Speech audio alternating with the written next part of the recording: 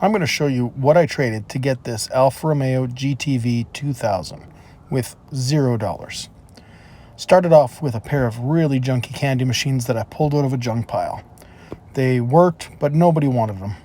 Found a guy who was interested. All he wanted to do was trade, so I thought I'd trade, and he gave me these two generators, but he said they weren't running.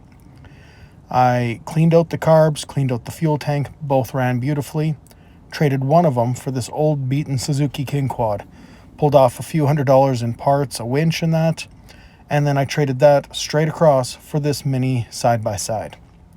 Side-by-side ended up needing a little bit of engine work, but about $100 worth of parts, and it was up and running.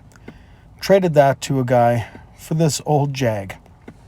Love the old Jags, but I didn't want it as a project. I wanted to keep going with these trades. I was really into the swing of it at this point. So I traded that Jag for this old Mercedes. And I like the old C-Class as well. Great little cars. But I wanted to see what else I could do.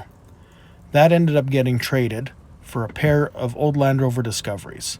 I already had one gold Discovery, as you can see in the background there. I traded for this gray one that had a blown engine and this other gray one that had been crashed.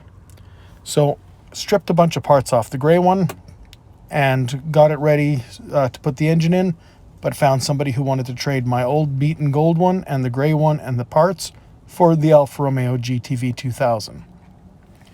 It still is a project, but look at the values on this.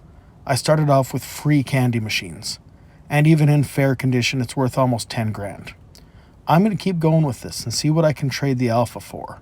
I'm going to keep you up to date, but this just goes to show what you can do starting from nothing, if you're willing to put the work in.